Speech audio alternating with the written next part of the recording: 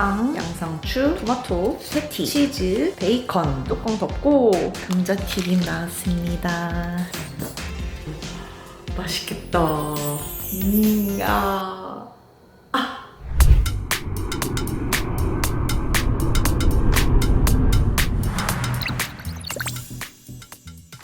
하이 가이스, 고나고입니다. 사무실을 공유하는 인원이 많지 않다 보니까 그동안은 개인용 잉크젯을 딱 사무실에 두고 함께 사용을 했었거든요. 그런데 이게 이상하게 프린터가 있으면 출력할 일이 더 생겨요.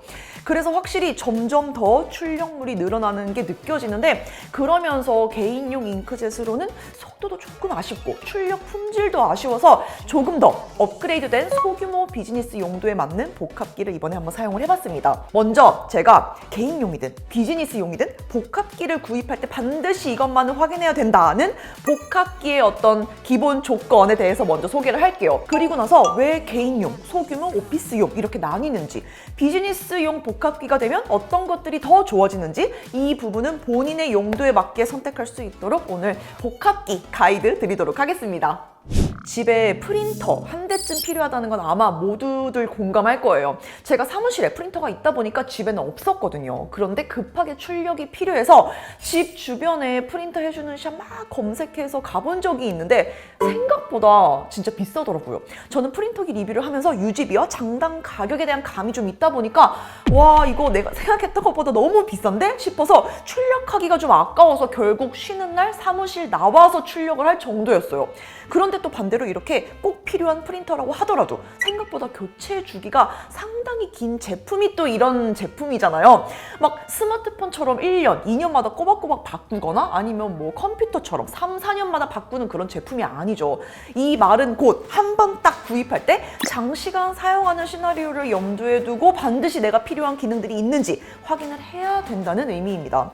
제가 최우선으로 꼽는 기능이 있어요. 이건 무조건 에어프린트 지원입니다. 에어프린트는 애플 디바이스에서 별도의 드라이버 설치 없이 바로 같은 네트워크에 있는 프린터를 검색해서 출력할 수 있는 기능이에요.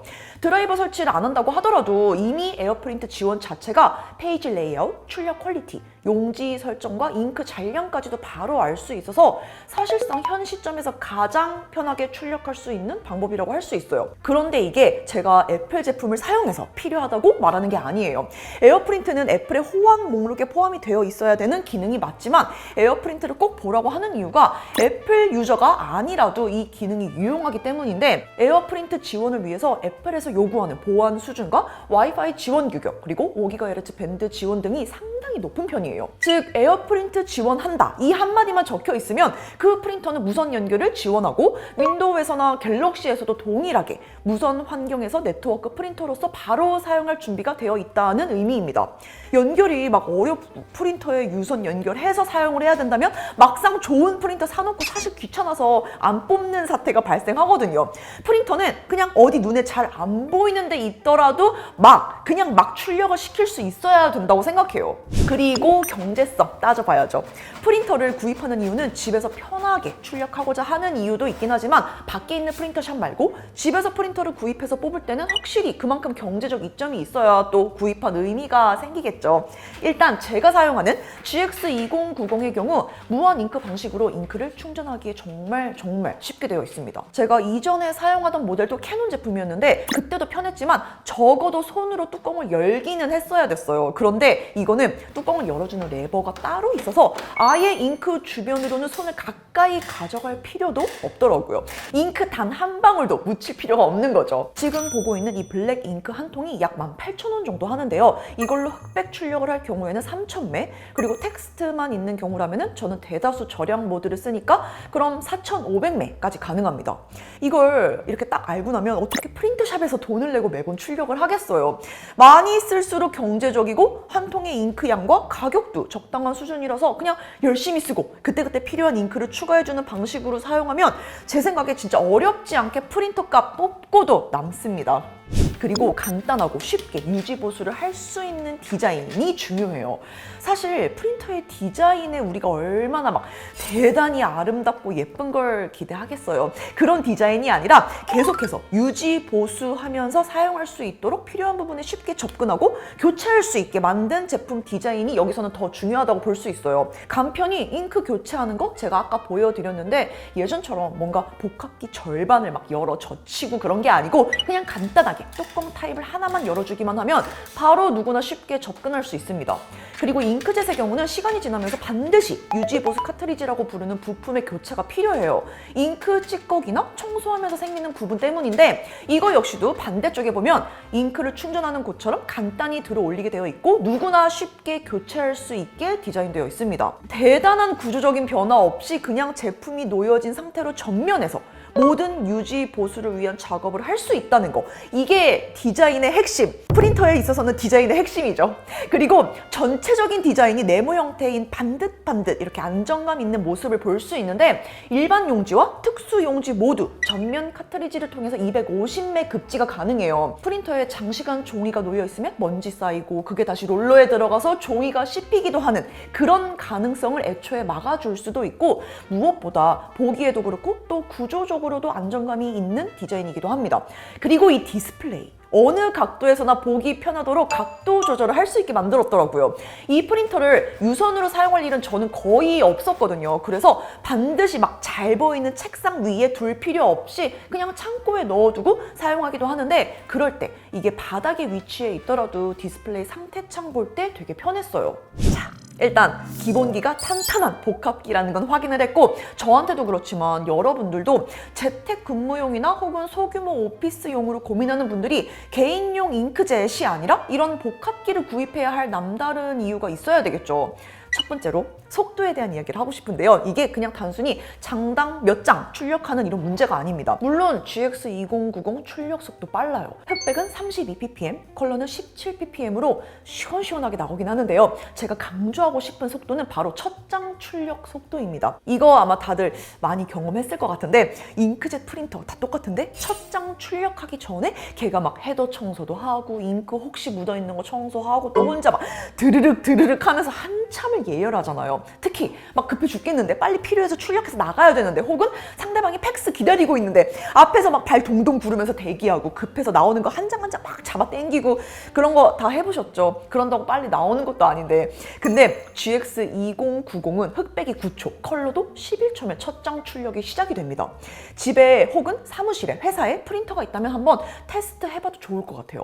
이게 빨라지는 게 전체적인 프린터 체감 속도 향상에도 엄청나게 큰 영향을 줍니다. 우리 막 느긋하게 기다리면서 오케이 뭐 나오겠지 이렇게 뭐 그런 여유를 가질 시간이 없잖아요. 회사에서 쓸 건데 더군다나 이 속도가 저는 이번에 사용해보면서 가장 크게 체감이 됐어요. 첫 번째로 출력 속도, 첫 장 출력 속도 이야기를 했고 그리고 두 번째로 잉크 방식에 대한 이야기인데요. 이건 좀 재미없는 이야기니까 가급적 후딱 끝낼게요.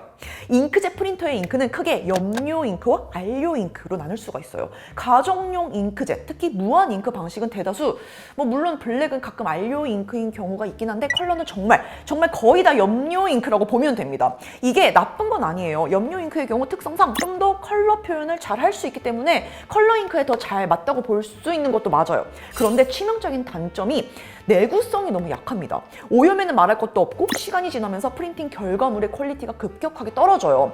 하지만 우리가 업무용으로 출력하는 계약서는 코팅이라도 해놓고 싶은 마음이잖아요. 그런 의미에서 안료 잉크가 업무용에 더 많다는 거죠. 업무용 프린터의 빨강이 내가 의도한 빨강이 아니라고 해서 다시 원하는 빨강이 나올 때까지 뽑고 또 뽑고 그럴 건 아니잖아요. 이거는 비즈니스용이고 포토 프린터도 아닌데 그런 의미에서 GX2090은 블랙 포함 전 색이 안료 잉크를 사용합니다. 그래서 내구성이 엄청나게 좋고요. 번지거나 그런 현상이 거의 없어요.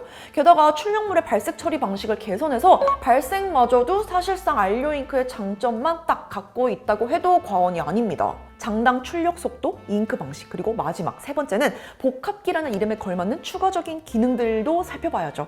스캔, 복사, 그리고 팩스, 또 여기에다가 ADF 기능이 포함되어 있습니다.